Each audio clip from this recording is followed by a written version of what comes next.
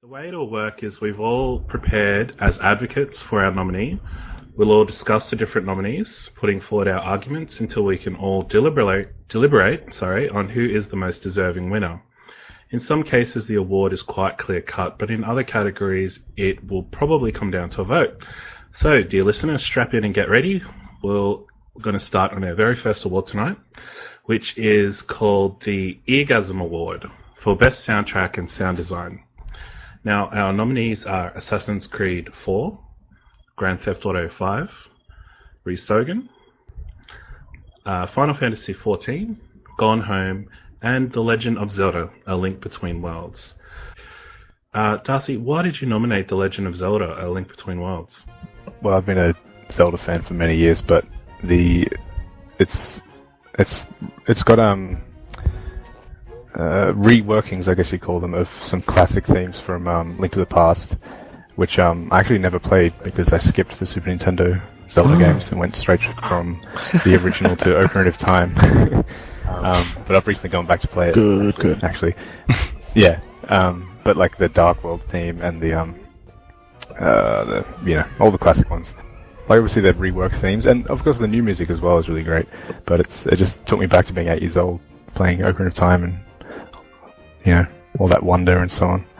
I think Zelda gets by not only on the strength of its own, like the soundtrack itself is fantastic, but you're right, it's the homages to the classic songs that make it such a delight, especially if you experienced A Link to the Past when you were quite young, or like I did. Yep.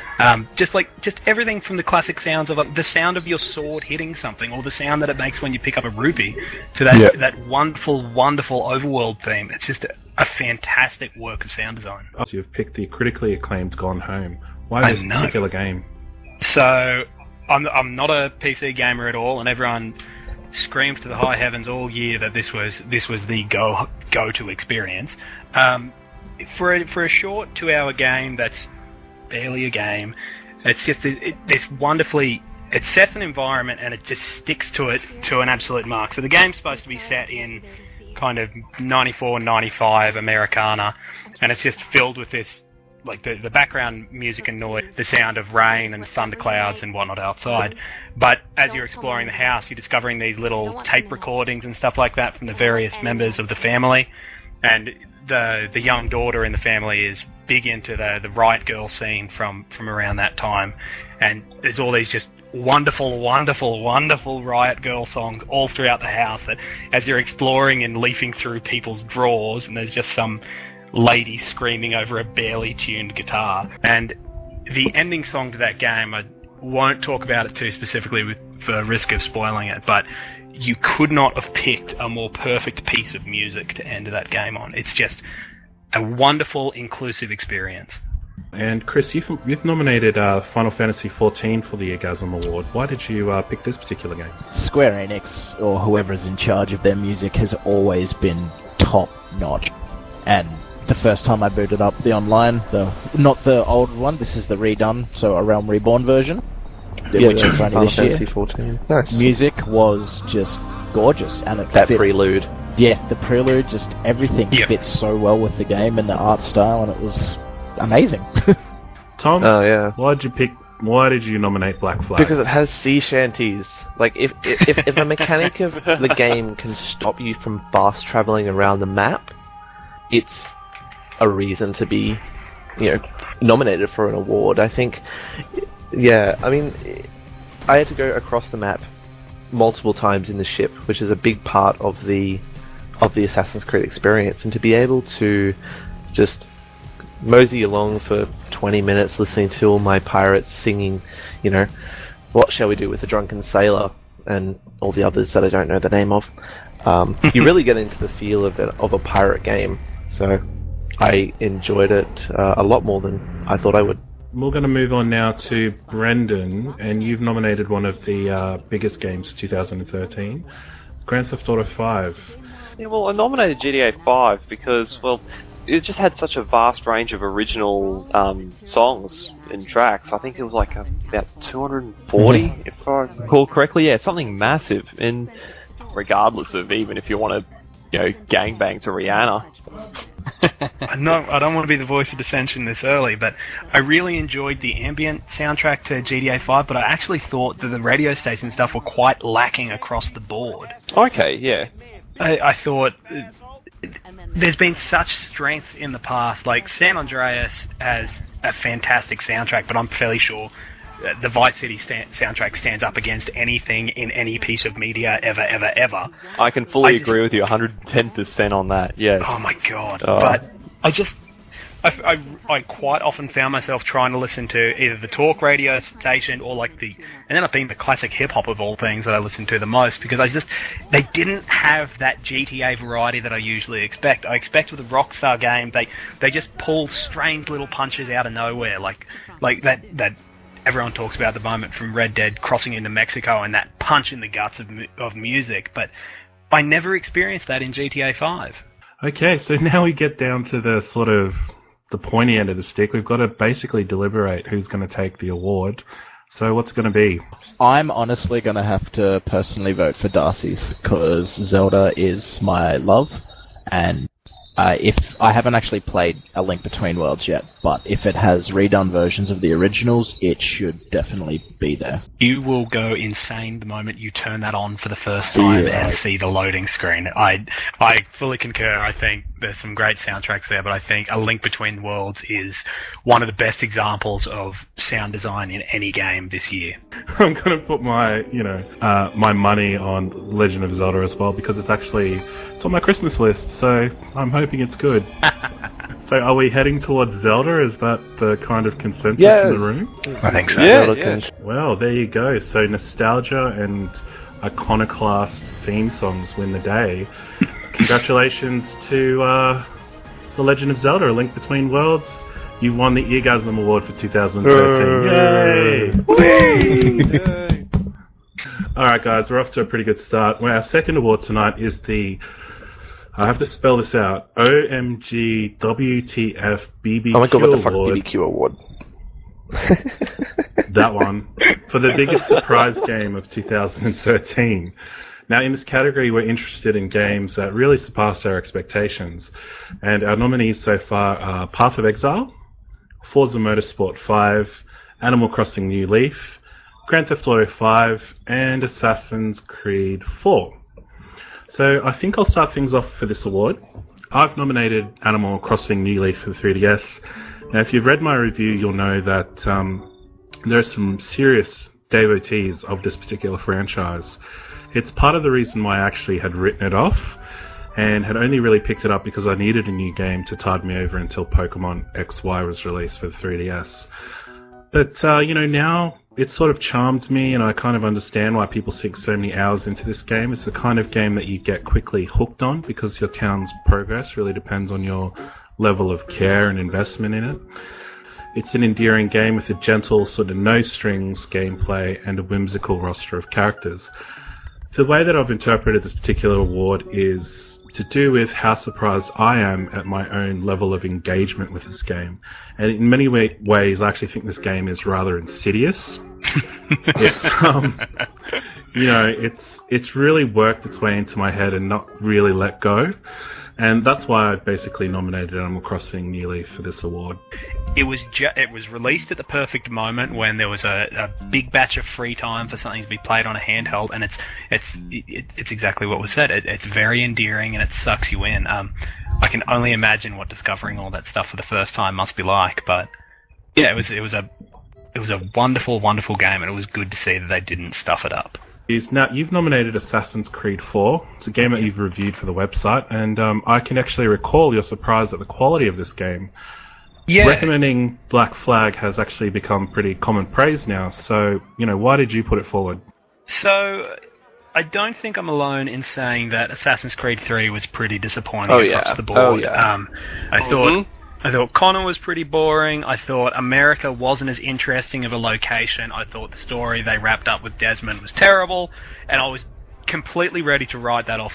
But I picked it up on a whim, and it actually ended up being, very, very surprisingly enjoyable. just like what Koshi was saying before about the sea shanties, it's just one of a million things that game does well to just engross you and suck you in and make you want to keep playing. It mixes up with the formula of how it deals with the assassins and the Templar fights. The ship combat is fantastic. It's just across the board is a very, very enjoyable experience, and it's nice to know that the series wasn't lost when it went overboard in Assassin's Creed 3. I fell apart on Connor because he was so silent and brooding. He didn't have the charm or the panache or the charisma that I was wanting, and Kenway brings that back. Look, Darcy, let's move on to you. You've also nominated this game. Did you react in the same way that Nat did? Yeah, I did, definitely. With Assassin's Creed 4, it was amazing how many things just worked that didn't work in Assassin's Creed 3. Like the synchronized points in towers. Like in Assassin's Creed 3, you'd do them and they basically did nothing. They would reveal a section of the map, but not like a set section. Whereas in Assassin's Creed 4, it's back to where it was in Assassin's Creed 2, where it actually, there's a point to it. You climb up there and it actually achieves something. And there's so many other examples of that. That Assassin's Creed 3 just went backwards in so many ways. So it's good to get back to sort of where the peak of the series was. Moment, Chris. You've put forward one of the most anticipated releases for 2013. I have. You actually nominated Grand Theft Auto 5, and it really seems like a very surprising nomination to me. Like, were you expecting to be disappointed? Yeah. I hated 4. I honestly played 3-4 hours of 4. Couldn't stand it. Put it down. I hated the characters. The gameplay was fine, but I hated the characters. I hated the story. Did not enjoy it at all. Want to go bowling. Exactly. So when I picked up this, I was not expecting much better, and I was ridiculously surprised at how much I really did enjoy it. To the point where I've 100%ed the campaign, and now I only have to do multiplayer. Like, the character interactions I just loved. I thought they were really well done. Trevor, as a lot of people hated him, he was actually my absolute favourite because he was such a mega douche. Just like you. But you got to relate to the characters. But like the Michael and Franklin's interaction was just really, really well done, like a father-son, like son you never had type thing, and yeah, it all came together really well. Brendan, your nomination is actually for one of the Xbox One's most promising games, and some would say arguably the cream of the crop when it comes to next generation games available. Why Forza 5? How did you expect, how did it exceed your expectations? Well, when I looked at all the like the launch titles for the Xbox One, I was just thinking all they're going to do is just showcase all the features of the console. But yeah, with Forza, I wasn't expecting for Clarkson and Hammond to be narrating or to be providing their insights on how racing is the essence of our dreams and all that kind of thing. It's more than racing. Yeah, it's more than a game. It's more than racing. That's right. Yeah, they put a lot of character to the game, and they really So they embrace the community. Is that what you're sort of saying? Yeah, pretty much. It's not like the Gran Turismo where they say here's a bunch of tracks, here's a stack of cars, now have fun. They effectively give the game some form of character. Well, Brendan, I really enjoyed your nomination. I think that's a great reason to have it in there. The idea that a launch title could actually be a decent game. Yeah, that's right. Not just show off. Finally, Tom, why did you choose Path of Exile? Why were your expectations low for this game? Mostly just the amount of support that the developers actually gave to this game. Since Diablo 3, I've been looking for a dungeon crawler which is actually good. And to find something like Path of Exile, which is not only free, regular updates, I think it has something like a 1,300 point passive skill tree, and you can create any character that you'd want to pick up. If you want to be a mage, you can also wield a battle axe, or if you want to summon skeletons, you can also dash around the dungeon without any problems. It's that sense of freedom which I really, really like. Path of Exile seems to be the most open game that I think I've played in a long time. I really like that. The idea that independent made game could actually be better than a AAA title. Yeah. Okay, that's another really good nomination. Now we get down to the real crux of it, gentlemen. We're going to have to decide who's going to take home this award.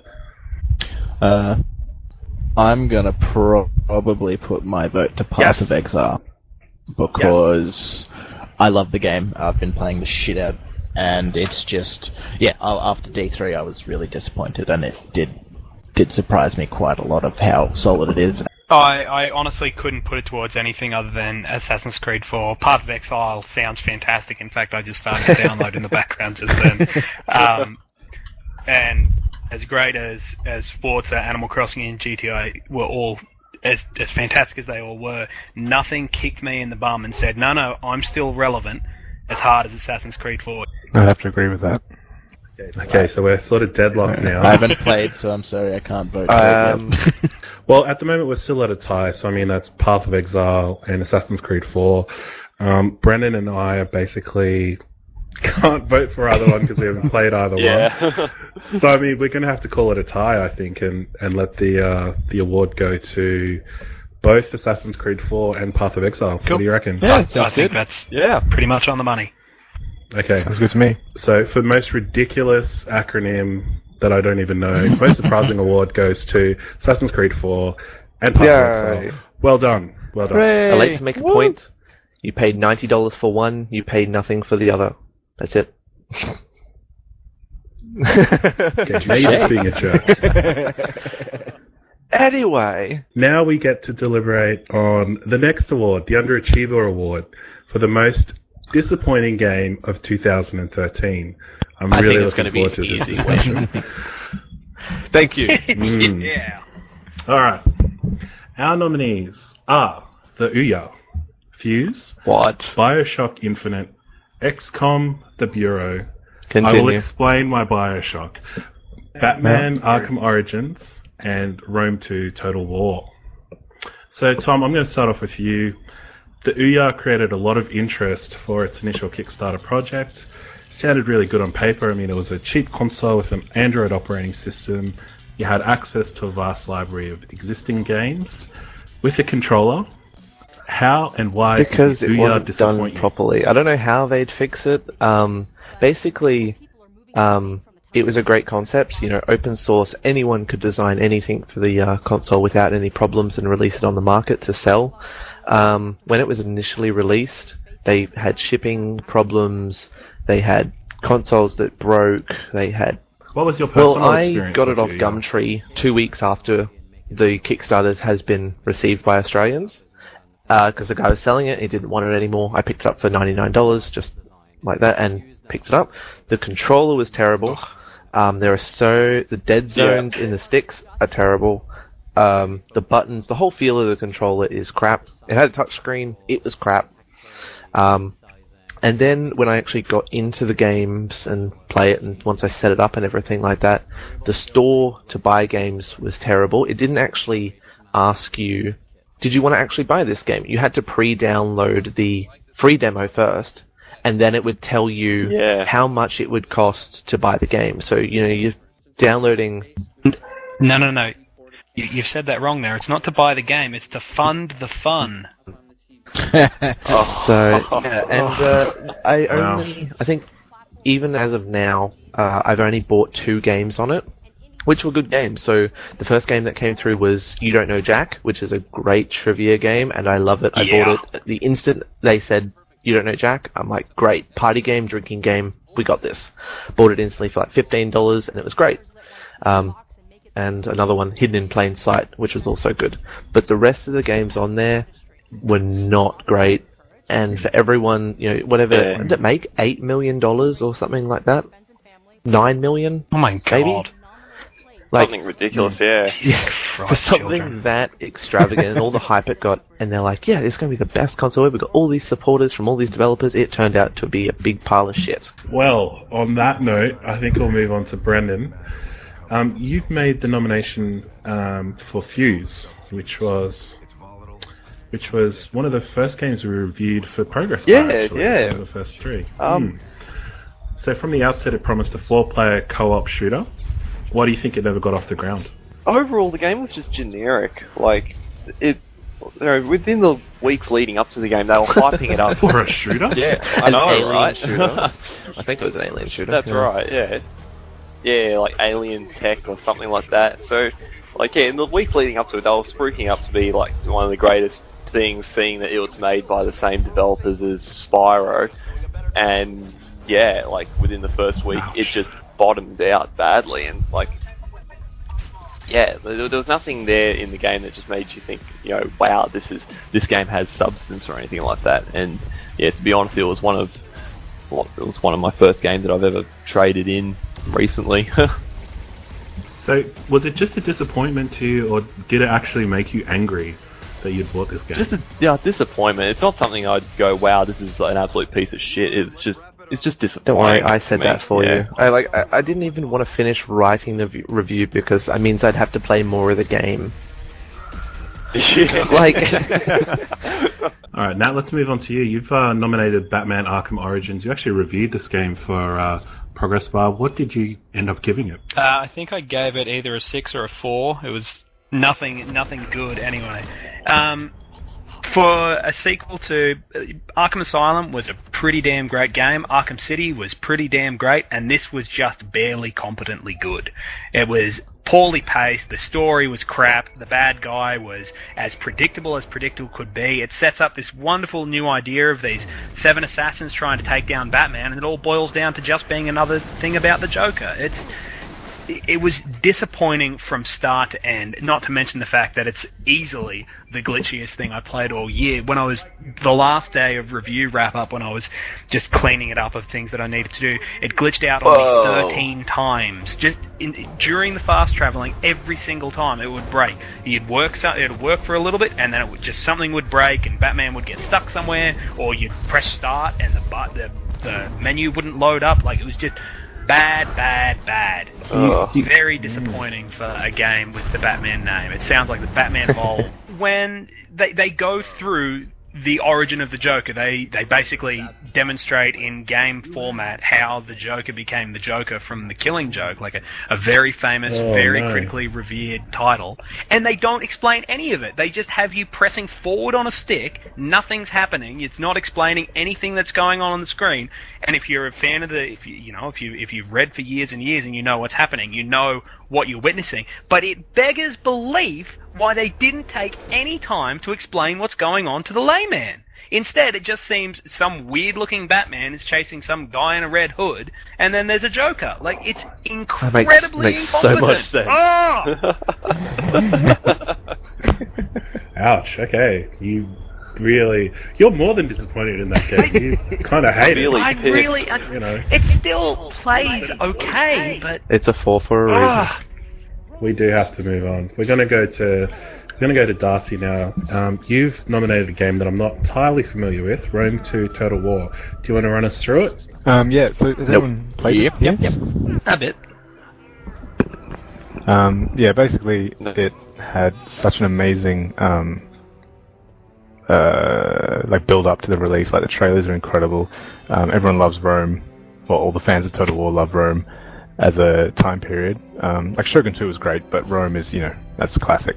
But it launched and it was absolutely horrendous. Like, you could see that there's a good game there, but it was just such a rough launch. Like, I think Sega must have got them to push it out early, because it was, really rough, and just nothing would work properly, and your units would rout when, like, they just shouldn't. Like, there's half your units will still be left and they're just running away for no reason, and it was very frustrating. So that's why. It seems to be a bit of a theme if you think about sort of Batman Arkham Origins, Ouya, Fuse, and also now Rome Total War. It sounds like they might have done with a bit of a delay, maybe, or might have improved things. What do you think? Yeah, definitely. As I said, like, I don't know, I'm not basing this on anything, but the Creative Assembly guys just seem to be so passionate about their games, and the historical accuracy and all that. Like, it doesn't make sense that they would release the game without it being as good as it can be. So I can only blame Sega. Good point. Fair enough. The big bad wolf. Okay, Chris, run us through XCOM the Bureau. Alright, I have been an XCOM fan since the original. I love every XCOM game that was ever released. But no, like, it was good. It was good gameplay, I thought. It was a relative... It just wasn't XCOM. There was no base building, there was little to it. Like, mate, you could have scrubbed XCOM off the front of that game and you wouldn't have known different. Exactly. Like, I mean, I enjoyed it, but it wasn't XCOM at all. Like, the other one that came out that I've completely forgot the name of, which, oh yeah, Enemy Unknown, the reboot, basically. That's pretty good. Loved every single thing about that game. And I really want to try the new one version that's coming out, yeah. But no, it was just, it felt lame. And so you were disappointed in it? Yeah, like, I mean, I was disappointed because it's a franchise I'm quite obsessed with, and it just kind of let me down. Okay, so they were appealing to the wrong crowd. I'd then. say so, yeah. 100%. Okay, that's another great nomination. Yeah, Ouya wins. Really? I couldn't because I haven't played it. I know all the bad publicity surrounding it, etc., but I don't know anything about it to pass judgment. If you want that controller to work properly, you have to turn the controller on. They have to turn the console on its side to reduce latency. It is as poorly conceived and poorly executed a didn't even know console could about that. possibly ever be. I'm going to be so doing that. Yeah. It's so bad. Seriously, try it. It will, honest to God, fix the problem with controller latency. It is disgusting. Chris, I've got one. You should come to my place and test it out. Okay, so... Yeah, is it that bad? You will be disappointed. Chris sounds horrified now. Chris is like, oh, this is car crash. Jesus. Okay, look, we've got to sort of name a winner and One. How many people are voting for the Ouya? One. So, Yeah. 3 or 4? So that's what, 3 or 4? Okay, I'll do it, just because Rome 2 is also in my top 10 list, so... Okay. Alright, well the Ouya, congratulations, you are the most disappointing thing to come out this year in 2013, as judged by this panel. This Expert very panel of expert experts. panel of gentlemen. Yeah, I like the sound of That's that. it. We're going to move on to our next award, which is the Broken Controller Award. Awarded to a game...